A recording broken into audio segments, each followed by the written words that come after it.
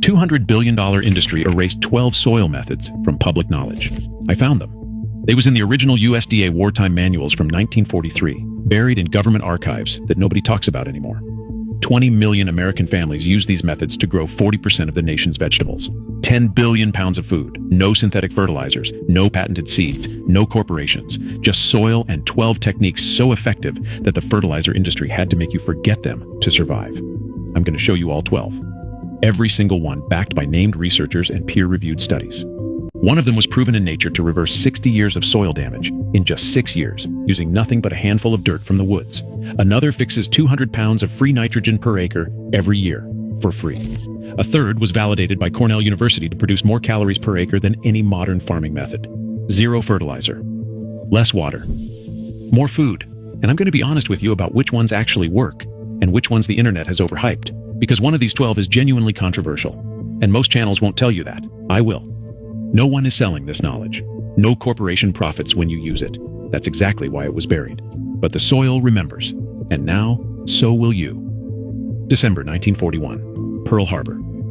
Within 1 week, Secretary of Agriculture Claude Wickard launched the Victory Garden campaign. The government printed millions of pamphlets. NBC broadcast gardening shows on national radio. The USDA deployed scientists and nutritionists to teach families how to grow food in backyards, vacant lots, rooftops, anywhere with soil and sunlight. By 1943, it worked beyond anyone's projections. 20 million gardens, 7 million acres.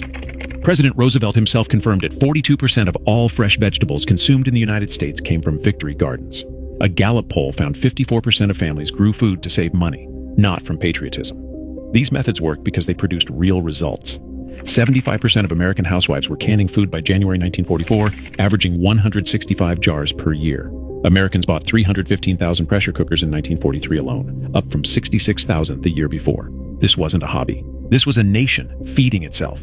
The USDA manuals recommended composting, crop rotation, companion planting, seed saving, cover cropping, natural pest management, not as alternative practices, as official United States government policy during the nation's greatest crisis.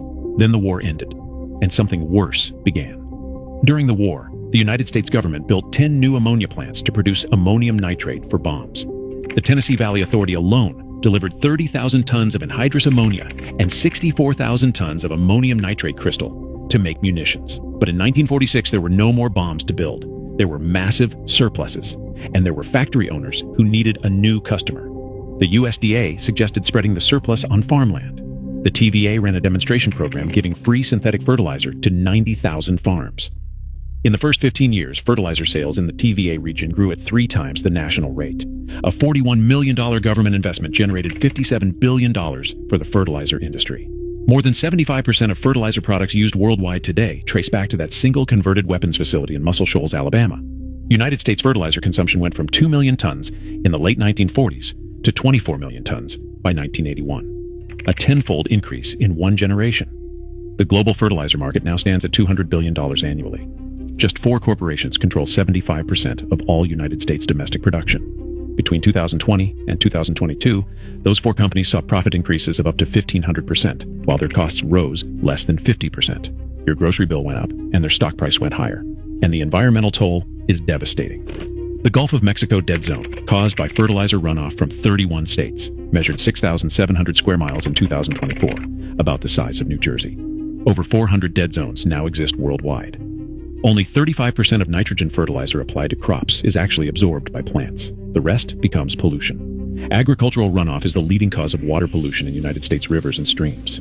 Meanwhile, municipalities began outlawing front yard vegetable gardens as unsightly. Suburbia replaced garden plots with lawn grass, and the 12 methods that fed America during its darkest hour were quietly removed from the conversation. Not because they stopped working, because they stopped being profitable. Here's what they erased. Hack number 1, chop and drop. Your grandmother did not haul plant material to a compost bin. She did not bag it for the curb. She cut the plant at the base and let it fall right where it grew. Look at a forest floor. Nothing gets removed. Leaves fall. Branches break. Everything returns exactly where it came from. The fungi, the bacteria, the microscopic universe beneath your feet evolved over millions of years to process exactly what falls on them. When you remove plant material, you break that cycle. When you leave it, you complete it. And the data is overwhelming. A foundational 1954 Kansas study found that mulch just half an inch thick reduced evaporation by 41%. 3 inches reduced it by 67%.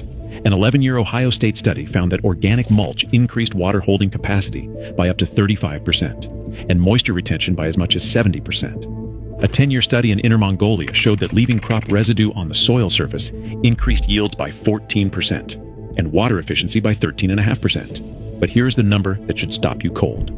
In classic Nigerian field trials, mulched soil lost 0 tons of topsoil per year. Unmulched soil lost 41 tons. Bare fallow lost 230 tons. 0 versus 230. Same soil.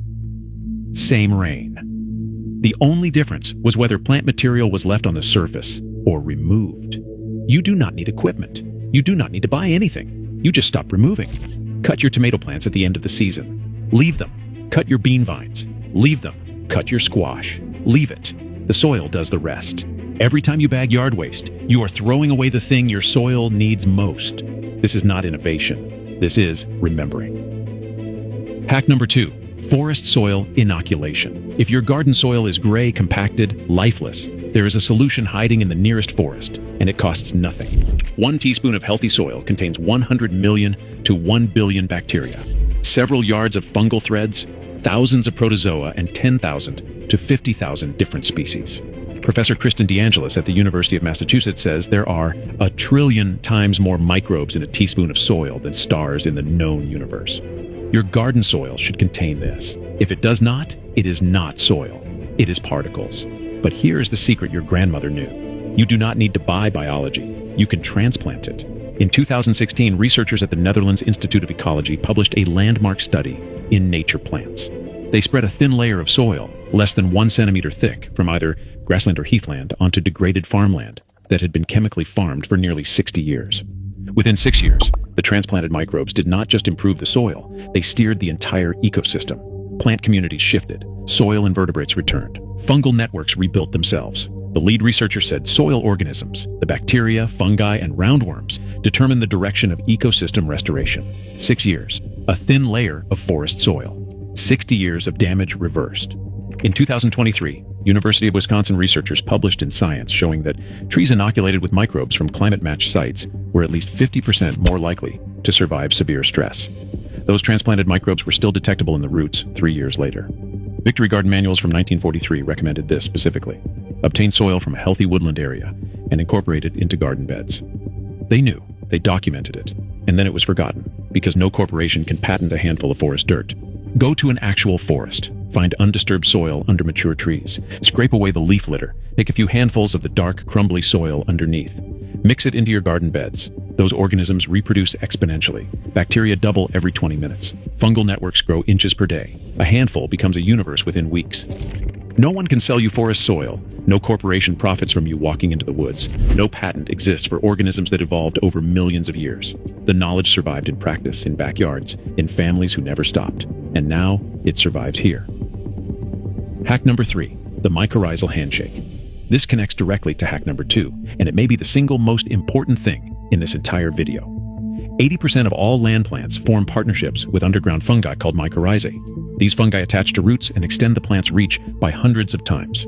A 2024 meta-analysis covering 187 studies found that mycorrhizal fungi increase phosphorus uptake by 105%, nitrogen uptake by 67%, and overall plant biomass by 47%. In wheat, these fungi deliver 50 to 80% of the plant's total phosphorus, even when there is no visible growth response above ground. The plant looks the same, but underground it is fed by a network you cannot see.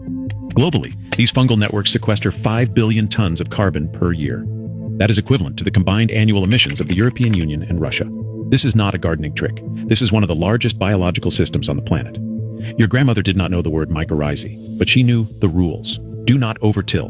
Do not leave soil bare. Do not use chemicals that kill what you cannot see. Every rule she followed protected these networks. Every modern practice that replaced them, synthetic fertilizers, heavy tillage, bare fallow, destroys them. Here's the part that should make you angry.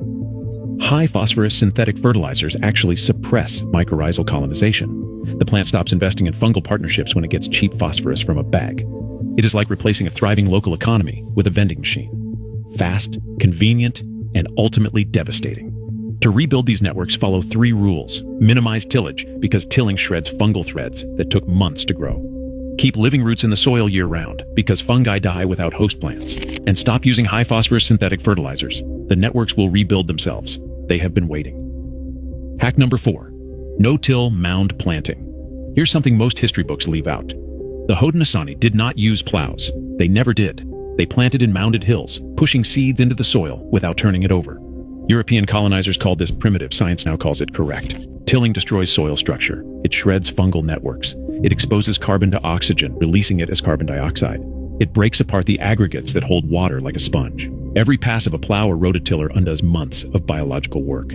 Mound planting preserves all of it. The mound warms faster in spring, giving seeds an early start. Water drains away from the seed, preventing rot. And the soil biology beneath stays intact. The fungal networks, the bacterial communities, the earthworm tunnels, feeding the plant from day one through systems that took months to establish. The Midwest has lost 57 billion metric tons of topsoil in 160 years of plow agriculture. Iowa's topsoil was 14 to 16 inches deep when the prairie was first broken. Half of it is gone. Current erosion runs at 25 times the rate soil forms. A University of Massachusetts study found that a third of the entire Corn Belt, nearly 30 million acres, has completely lost its carbon-rich topsoil layer. That is not farming, that is mining. And it started when we decided that turning soil over was modern and leaving it intact was primitive. Build mounds, plant into them, stop turning the soil over. Your grandmother's grandmother knew this before anyone wrote it down. Now I need you to stay with me, because hack number 7, a method that indigenous communities perfected over thousands of years, was proven by Cornell University to produce more calories per acre than any modern monoculture. More calories, less water, 0 fertilizer. But first, hack number 5 changes how you think about what belongs in the same bed. Hack number 5, companion planting pest shields. Marigolds were specifically recommended in Victory Garden manuals for planting alongside vegetables. Not for decoration. For warfare. Marigolds release compounds from their roots that suppress nematodes, microscopic worms that destroy roots. They attract hoverflies and parasitic wasps that eat aphids and caterpillars. They repel whiteflies and certain beetles. One flower doing the work of 3 different pesticides for the cost of a seed. A 2024 study from Oaxaca, Mexico showed that when corn is damaged by pests, it releases volatile organic compounds, chemical screams, that travel through the air to neighboring beans. The beans respond by producing nectar that attracts parasitoid wasps. Those wasps, fed on enriched bean nectar, lived nearly twice as long and killed dramatically more caterpillars that were attacking the corn. The plants are communicating. They are recruiting allies, and they have been doing it for thousands of years. We replace them with spray bottles. Plant basil near tomatoes. It repels aphids and whiteflies, and some gardeners report improved tomato flavor. Marigolds near everything. French marigolds are the most effective for nematode suppression, and you need to grow them for the full season because the compounds release from living roots. Plant nasturtiums as trap crops for aphids. Aphids colonize nasturtiums preferentially, leaving your brassicas alone. Plant dill and fennel to attract beneficial insects. Their umbrella-shaped flower clusters are landing pads for parasitoid wasps and lacewings. Your garden isn't a factory floor, it's an ecosystem. The chemical pesticide industry generates $14 billion per year in fungicide sales alone. Every companion plant you add is a dollar they don't earn. Every beneficial insect you attract is a spray bottle you don't buy. The Victory Garden manuals understood this. Pest management through diversity, not through poison. Hack number 6, 3 sisters guild planting. The Haudenosaunee called them the 3 sisters: corn, beans, and squash. This is not a planting technique, but a family. To plant one without the others was to break a promise. This is not mythology. This is the most validated polyculture system in agricultural science. Corn grows tall and needs nitrogen. Beans climb and create nitrogen. Squash spreads wide and shades the soil. Plant them together, and each solves a problem the others have. The corn gives the beans something to climb. The beans give the corn nitrogen to grow. The squash gives both protection from weeds, pests, and moisture loss. Dr. Jane Mount Pleasant, a Tuscarora scholar at Cornell, produced the definitive research. Her study found 3 sisters plots yield over 12 million kilocalories per hectare and 349 kilograms of protein, exceeding any monoculture or combination of monocultures on the same land area. The system can sustain over 13 people per hectare per year. Together, the 3 crops provide all 9 essential amino acids, a complete diet from one garden bed. Iowa State University research in collaboration with 4 Native American nations found these polyculture plots produce 28 to 53% more food per unit of land than the same crops grown separately. They measured a 24% increase in soil biological activity and 54% less nitrate loss, meaning the system cycles nutrients more efficiently. A Penn State study revealed why it works underground. Maize roots forage shallowly. Beans explore the full vertical soil profile, and squash adjusts based on phosphorus availability. They are not competing. They are dividing the territory. And remember the 2024 study from Oaxaca. The pest defense was not just about individual plants communicating. The Three Sisters system creates an entire defense ecosystem. When corn is attacked, beans respond. When squash shades the soil, pest habitat disappears. The Haudenosaunee did not just plant 3 crops, they engineered an ecosystem. For thousands of years, indigenous communities across the Americas grew food this way. Then European agriculture arrived with a simple message: rows, monocultures, inputs you buy every season. The Three Sisters were dismissed as primitive. Guild planting was replaced by row cropping. Cooperation was replaced by dependence. But the science did not change. The soil did not forget, and neither did the families who kept planting. Hack number 7. Compost tea brewing. I need to be honest with you, this hack is genuinely controversial, and most videos on this topic will not tell you that. Think of compost tea as liquid biology. You steep finished compost in water for 24 to 48 hours. Organisms multiply. You strain it and apply it to plants. The idea is that these microbes coat leaves, outcompeting disease organisms, and jumpstart soil biology when applied to roots. Here's what the science actually says. A Rodale Institute and Penn State 2-year trial found compost tea offered measurable benefits for crop growth, yield, and quality. Some studies show disease suppression, particularly against damping off. Dr. Harry Hoytink at Ohio State discovered that compost creates induced systemic resistance in plants, essentially training the plant's immune system. But Dr. Linda Chalker-Scott at Washington State reviewed the literature and found results are inconsistent.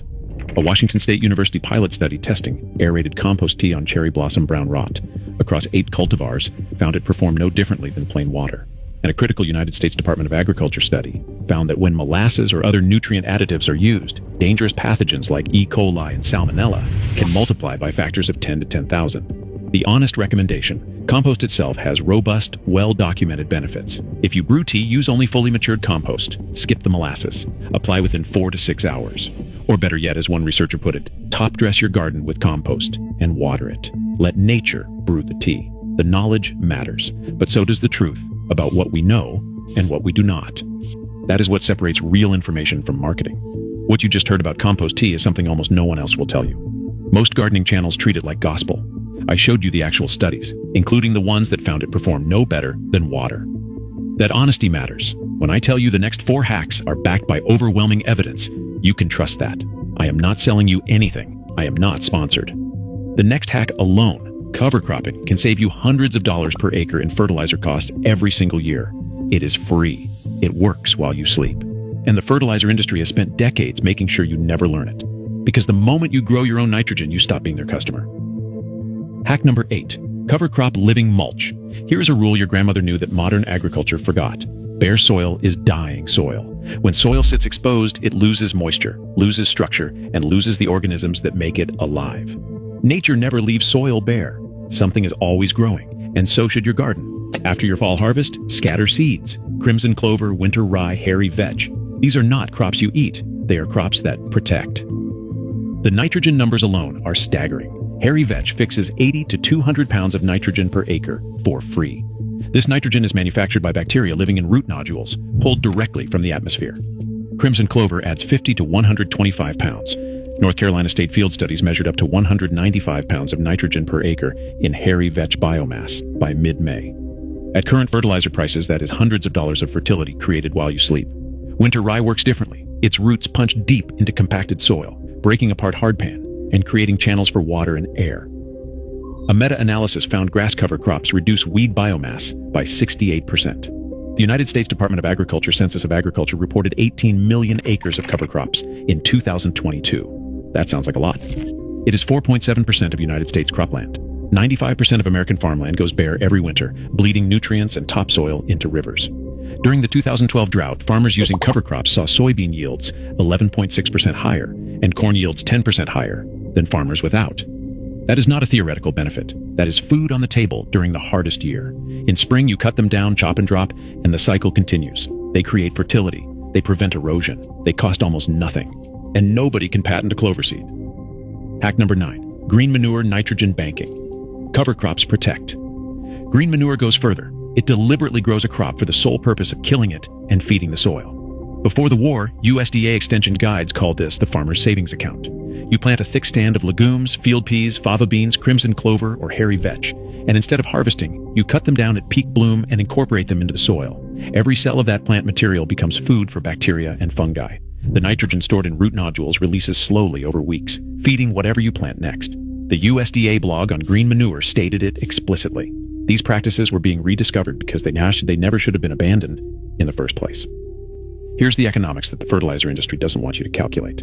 A 50-pound bag of synthetic nitrogen fertilizer costs $30 to $60 and feeds your soil for one season. A $3 packet of crimson clover seeds fixes 50 to 125 pounds of nitrogen per acre, improves soil structure, prevents erosion, feeds pollinators, and leaves your soil better than it found it. One is an expense. The other is an investment. One depletes. The other compounds. This is the original meaning of the phrase, feeding the soil, not the plant. Synthetic fertilizer feeds the plant directly, bypassing the biology. Green manure feeds the biology, which then feeds the plant through a relationship that has worked for 400 million years. One approach creates dependence. The other creates a system that strengthens every season. Hack number 10. Seed saving and adaptation. When you buy seeds, you buy genetics selected for someone else's soil, someone else's climate, someone else's conditions. But when you save seeds from your own garden, you create genetics that remember yours. This is adaptation in action. A study in 2018 at the Earlham Institute examined 100 wheat varieties worldwide and found geographical patterns in DNA methylation changes between them. The plants weren't just genetically different. They had literally reprogrammed their gene expression based on where they grew and passed those changes to their offspring. A study in 2016 on 180 rice varieties showed over 50% alterations in DNA methylation under drought stress, accumulated over centuries of cultivation. This is called epigenetics. Your grandmother called it common sense. Save seeds from your strongest plants. Dry them in shade. Store them in glass jars, somewhere cool, dark, and dry. Plant them next year. They perform better. Save again. They improve again. Rowan White, seed keeper from the Mohawk community of Akwesasne, says 7 generations creates meaningful adaptation to your specific place. Seeds from your strongest plants carry the code for surviving your specific challenges. Your frosts, your droughts, your pests. Generation after generation, adapting to exactly where you are. 4 companies now control 56% of the global seed market. Bayer acquired Monsanto for $63 billion. In 2013, the Supreme Court ruled 9-0 in Bowman versus Monsanto that farmers cannot replant patented seeds. The farmer owed $84,000 for planting soybeans he'd bought from a grain elevator. 90% of vegetable genetic diversity has been lost in the past century, but resistance is growing. Over 660 seed libraries now operate across 48 states. During the pandemic, one seed library alone distributed 20,000 packets versus a few thousand per year normally. 6 states have passed seed exchange protection laws. When refugees have fled war zones throughout history, they carried only what mattered. Often it was seeds, sewn into coat linings, hidden in shoes, wrapped in cloth and held close, because a seed is a promise. It says, wherever I land, I can begin again. The corporations buying up seed companies for $63 billion don't understand that. They see inventory. Your grandmother saw the future. Your grandmother didn't need a catalog. She had a jar, and that jar held more than seeds. It held independence. Hack number 11. Sheet composting. Most people think composting means a bin in the corner of the yard, turning it every week, waiting months. Your grandmother had a better way. Sheet composting, sometimes called lasagna gardening, means composting directly where you will plant. Layer cardboard on the ground to smother weeds and grass.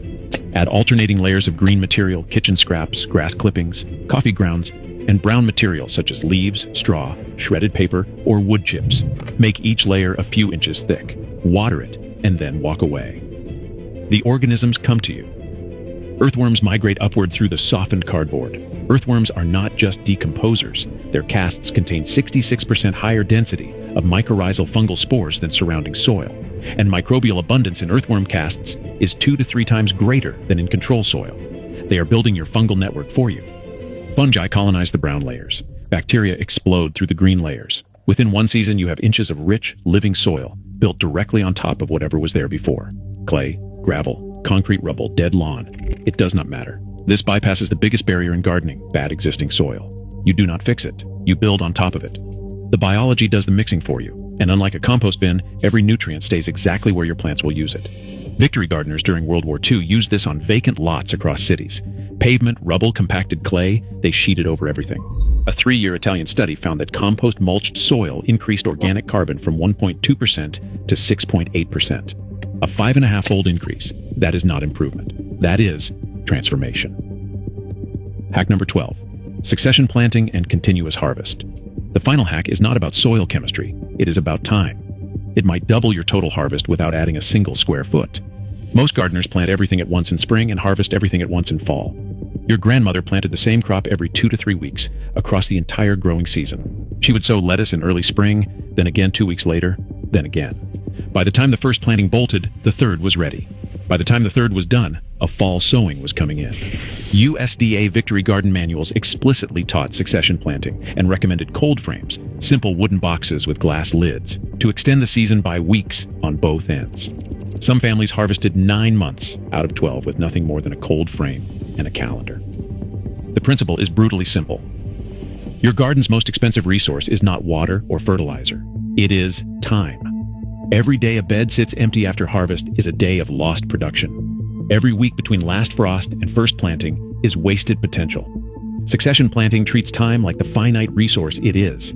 The modern version adds one more layer: interplanting fast crops between slow crops, radishes between rows of tomatoes, lettuce under pole beans, quick maturing crops harvested before the slow crops need the space, every square foot producing food for as much of the year as possible. Victory gardeners called this relay planting. One crop hands off to the next like runners passing a baton. No input costs, no technology, just timing. It is the difference between a garden that feeds you for 8 weeks and one that feeds you for 8 months. 12 methods: chop and drop, forest soil inoculation, the mycorrhizal handshake, no-till mound planting, companion planting pest shields, Three Sisters polyculture, compost tea, cover crops, green manure, seed saving, sheet composting, succession planting. These aren't gardening hacks, they're survival systems, methods that build soil instead of depleting it, methods that create freedom instead of dependence, methods that compound forever. None of them require a purchase. None of them can be patented. None of them deplete the soil. Every single one builds something that gets stronger over